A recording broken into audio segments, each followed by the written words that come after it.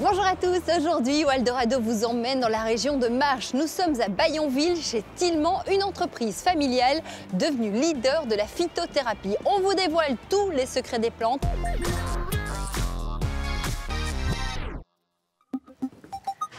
Bonjour Jean-Noël. Bonjour Émilie. Merci de nous recevoir. Et c'est bien volontiers, bienvenue au laboratoire Tillement. J'ai vraiment hâte de découvrir cette grande maison dont vous êtes le grand patron et d'ailleurs un des fondateurs.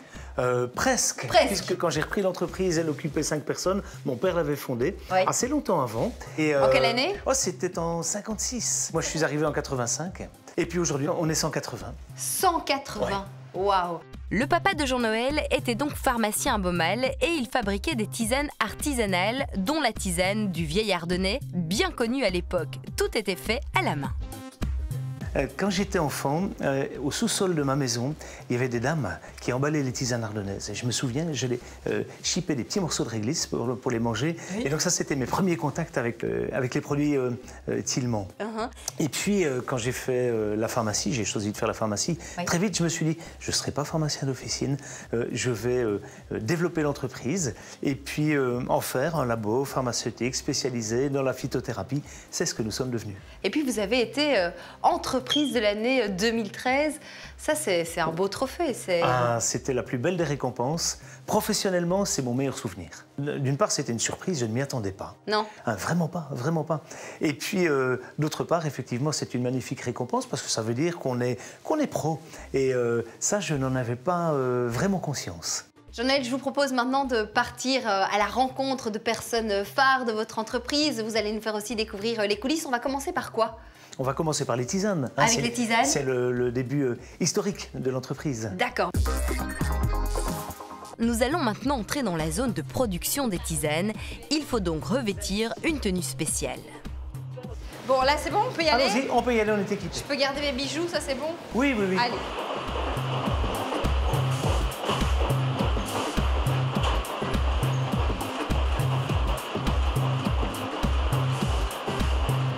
Jean-Noël, quand je vois ceci et toutes ces machines, je me dis qu'on est quand même vachement loin de l'artisanat et de la cave de votre papa. Totalement, oui, on a évolué. Nous sommes devenus des industriels de la tisane pharmaceutique. Nous avons aujourd'hui 11 machines de conditionnement de tisane. Et ça change beaucoup les choses. On a des volumes beaucoup plus grands. On exporte dans beaucoup de pays. Oh là, on produit à peu près 50 millions d'infusettes de tisane, de sachets par an. Ce qui fait 200 000 par jour. Waouh, joli.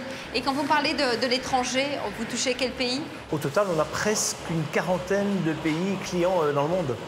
Ça fait beaucoup. Et puis en réalité, on n'exporte encore que 20% de notre chiffre d'affaires. Et si vous revenez dans 10-15 ans, ce sera l'inverse. 80% à l'international et 20% en Belgique. Vous avez l'air sûr de votre coup par rapport à ça? On est sûr parce qu'autrement, on ne pourrait plus grandir. La Belgique est trop petite. Donc on n'a pas le choix. Ah oui, d'accord. Donc c'est comme ça que ça se passera. C'est avec Tanguy, le responsable de la production, que je commence ma visite de l'usine. Et là, surprise, je découvre de très grosses machines qui font beaucoup de bruit et je ne vois aucun mélange de plantes séchées comme je m'y attendais. Pourtant, ça sent très bon. En fait, la matière première, donc les plantes, arrivent dans ces gros sacs de papier et les mélanges sont réalisés avant d'être versés dans ces machines qui fabriquent les dosettes et les emballent dans ces petites feuilles de papier. Et les personnes qui travaillent ici, quels sont leurs rôles exactement? C'est surtout un rôle de contrôle de machine et de réglage de machine. La matière première n'est pas non plus homogène à 100%, donc il faut chaque fois des petits réglages des opérateurs. C'est quand même un métier assez répétitif, avec beaucoup de bruit. Les employés sont assez libres dans leur pause. Ça se passe comment? Ici, il n'y a pas de pointage pour aucun opérateur. On fait confiance aux gens, c'est la volonté de Jean-Noël, que personne ne pointe et on fait confiance aux opérateurs.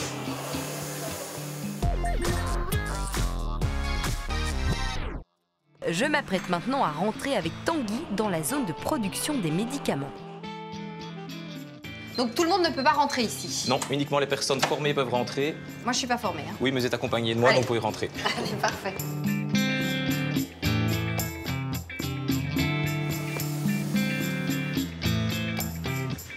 Mais je m'attendais pas du tout à ça. C'est ça qu'on appelle usine? Oui, ici, c'est vraiment la zone classifiée, donc la zone blanche, comme on peut le voir. Tout est réglementé, tout est propre, tout est fait pour limiter au maximum les contaminations Je suis impressionnée par l'atmosphère qui règne autour des machines. Tout est blanc et impeccable et chaque salle est dédiée à une production différente. La zone liquide avec la mise en flacon des sirops et la fabrication des gélules et des comprimés. Donc voilà, ici nous arrivons donc dans la zone finale de la production, c'est-à-dire l'endroit où nous mettons les comprimés et les gélules en blister. Ensuite les blisters sont mis en étui et les étuis sont mis en boîte de groupage. Cette machine de mise sous blister est le dernier bébé de l'usine. Installée en juillet dernier, c'est une ligne totalement automatisée et un investissement d'1 million d'euros. Ici, nous produisons donc des médicaments, nous sommes audités par l'Agence du médicament. Donc c'est tout à fait logique d'avoir des machines tout à fait performantes. D'accord. Jean-Noël, tout à l'heure, nous a parlé du nombre d'employés qui ne cessait d'augmenter, mais avec des machines comme ça, vous n'avez pas peur que justement on réduise les emplois? Non, parce qu'en effet, sur des machines comme celle-ci, il faut toujours qu'un opérateur pour surveiller les machines ou pour les régler. Donc il faut toujours des opérateurs à proximité. D'accord, on aura toujours besoin de l'humain, rassurez-nous. On aura toujours des opérateurs et toujours des hommes dans le pharmaceutique.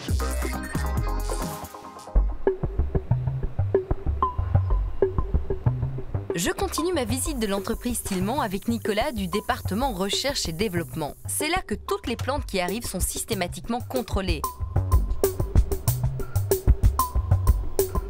Verveine citron pour bien dormir, curcuma pour les articulations, de la matière première au produit fini, tout est analysé. C'est aussi au labo qu'on invente les produits du futur. C'est la partie recherche et développement, un travail de très longue haleine. Pour un médicament, là, quand il y a un enregistrement derrière, on est tout de suite sur plutôt 3 à 5 ans. 3 à 5 ans. Et ça a un coût, tout ça, j'imagine? Évidemment, donc pour un médicament, on est de l'ordre de 300 000 à 400 000 euros. On ne pense pas à tout ça. Hein. Quand, non, on achète ces médicaments en pharmacie, on n'a pas du tout ces chiffres-là en tête.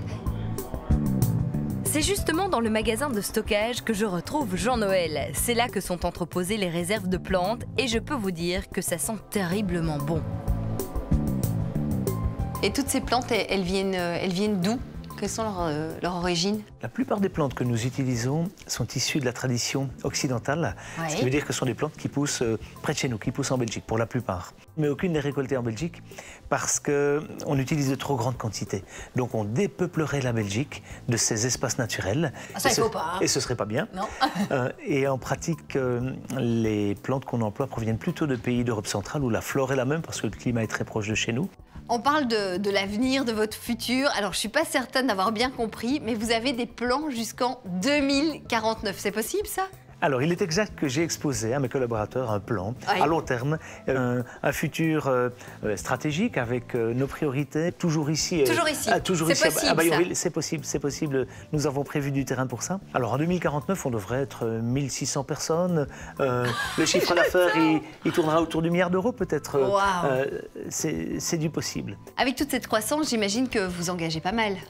On engage très régulièrement, notre effectif n'arrête pas de grandir, alors oui, on recrute plutôt des profils qui nous ressemblent en fait, qui ont des valeurs proches des nôtres, une culture, une identité compatible avec la nôtre, ça c'est le plus important que des diplômes.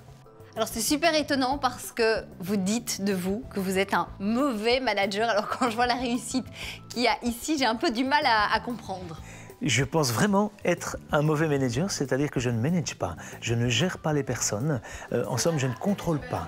Mes collaborateurs fixent des objectifs, ils les fixent eux-mêmes, c'est pas moi qui les leur donne, et ça marche très très bien. Donc je me considère plus comme un leader d'entreprise, quelqu'un qui inspire, hein, c'est ça mon boulot, que comme un manager que je ne suis pas. En termes de résultats financiers, est-ce qu'on peut aujourd'hui connaître les résultats de Tillemans? Tout à fait. Aujourd'hui, 180 personnes, un chiffre d'affaires de 34 millions en 2017. Il est indispensable de faire du bénéfice si on veut faire de la croissance et si on veut être toujours meilleur parce que l'excellence, elle a un prix. Mais ce n'est pas un objectif en soi. Rendre les gens plus heureux parce qu'ils sont en meilleure santé, ça c'est motivant. Alors, la success story, quel est l'élément déclencheur? Alors l'élément déclencheur, c'est un rêve, c'est une ambition. On ne peut réaliser que ce qu'on a d'abord rêvé. Donc il faut rêver. Et j'avais un rêve, c'était de développer une entreprise qui deviendrait le spécialiste belge, et puis qui sait peut-être un jour européen, qui sait peut-être un jour mondial, on en est loin, de la phytothérapie. Et la première étape de ce rêve, elle est réalisée. On est le spécialiste belge de la phytothérapie. C'est Steve Jobs qui dit que la différence entre les entrepreneurs qui réussissent et puis ceux qui échouent tient pour 50% dans un mot, la persévérance. Il faut être persévérant. Et voilà, c'est le mot de la fin pour cet entretien passionnant avec Jean-Noël Tillement. Au revoir Émilie. Au revoir Et merci. Jean-Noël, merci à vous. Quant à nous, on se retrouve la semaine prochaine pour découvrir de nouvelles pépites wallonnes. Salut!